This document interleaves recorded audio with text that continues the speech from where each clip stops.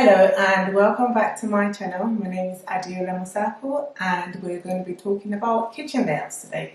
Yes, kitchen is the heart of most people's home, but that wasn't the case until recently for us because we had a 20-year-old kitchen when we bought our house. Yeah, now many of you have asked that how did we achieve this kitchen that we have now. So I would be taking you through the process.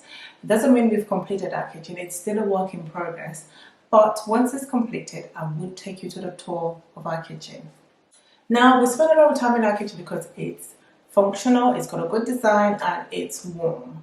So whether you're a young professional or you've got a small family or a large family, I believe your kitchen layout or design should work for you. It should give you the best solution for your lifestyle. So the first thing first is what you need to do, or what I did, was make a list of what was working for us currently. So what you need to do is find out what you like about your current kitchen, what do you love about it, what do you enjoy about it, or have you been to a showroom and you've seen some kind of features that you really like. Write them down and then write down the things you really want to have in your kitchen. What is the must haves that you would want to have? For us, our kitchen was so cold, especially during the winter time. I didn't want to spend a lot of time in there. I just wanted to cook as quick as possible and get out as fast as possible. But now, the reason why I can spend a lot more time in here is because our kitchen is warm. And that was because I did a lot of research on how to keep our kitchen warm. And one thing I did find out was you need to have underfloor heating. So it didn't matter how scary the builders made it sound like. I already did my research. I found out how to make sure I could keep the cost down and still achieve what we wanted. You might be asking, so how did you do that? If you'd like to know, it's simple. Don't dig out the floor you have currently. Just lay your underfloor heating, especially if it's gas, on top of what you have now. That way, you save a lot of money on cost and materials. And that's what we did. Secondly, the second thing we really wanted to do was to have a social area in our kitchen. We like to entertain family and friends, so we needed somewhere where it was comfortable enough for us to entertain people. But we needed an extension to do that. And yes, that is costly, but that was something we did weigh a lot before we went into it.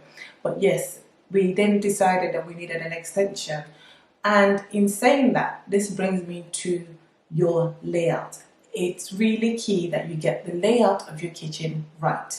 Now, having said all that, let's get into the layouts of a kitchen. First one being a one-wall layout. It's functional because you can easily put all your cabinets on one wall and appliances on one wall.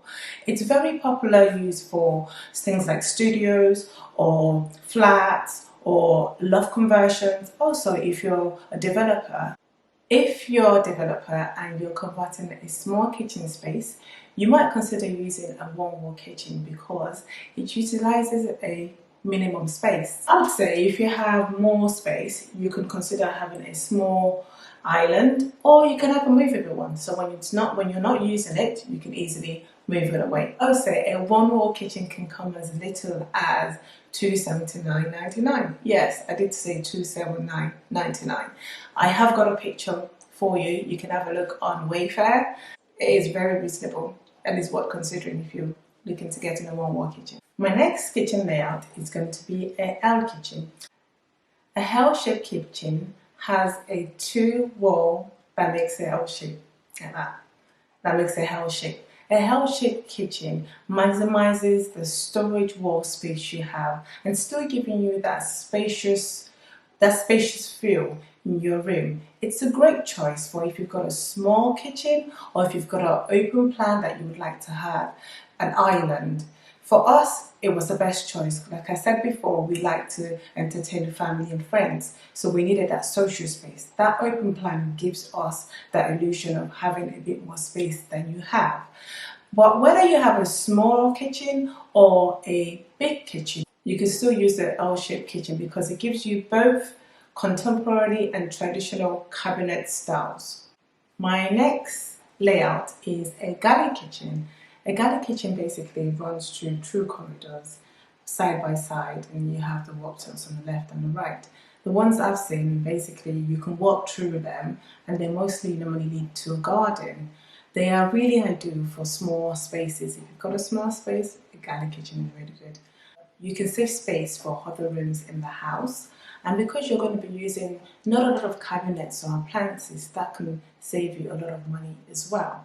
Also, all your services such as gas, water, and electricity are all going to be plugged in one place, just like the one wall kitchen. Galley kitchen are excellent use of tight, step-saving kitchen triangle designs. I will talk about these triangle designs much later on.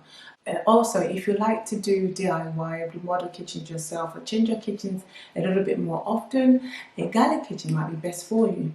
A galley kitchen has its own cons, and the first one being you might not be able to have two people cooking at the same time in a galley kitchen. You must really get on with your partner if you have a galley kitchen, because it's a tight space for two of you to cook in.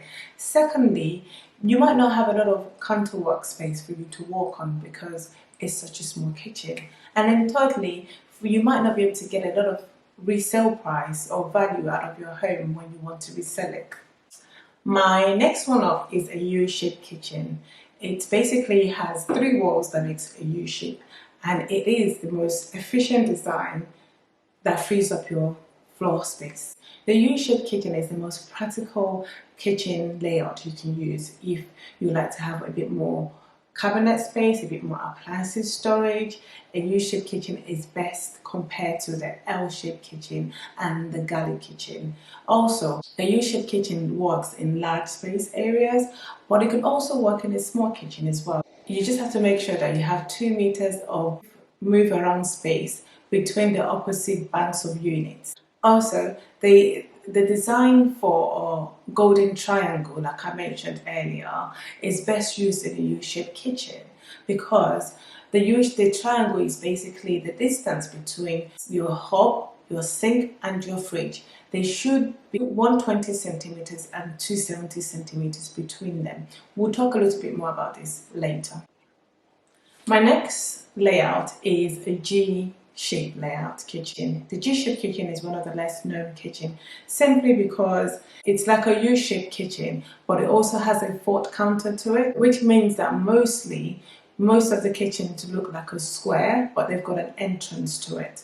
This extra counter is mostly used for storage or eating, but it's not an island. Our old kitchen was a G-shaped kitchen. Now that we've talked about kitchen layout, the next thing I'll be going into is the kitchen work triangles that I mentioned earlier. I did say I would explain it a little bit, and here we go. The kitchen triangle is a concept that determines how effective your kitchen layouts are in terms of aesthetics and functionality. The 3 main tasks that you would normally carry out in your kitchen would be between your gas cooker, your sink, and your fridge.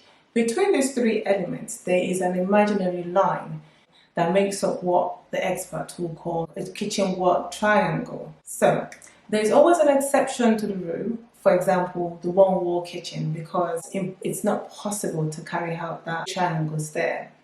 But what you can do is to make sure that you make those elements as direct as possible. If space permits, you can have a dedicated prepping area, a cooking area, and also a washing area, which means in practical terms you can have dad helping out with preparing the food, mom cooking the food, and the kids washing. So if you like any of the things I've said about in this video, please give us a thumbs up and subscribe and press the bell so you can always be notified when my next video comes up. Thanks for watching. Bye.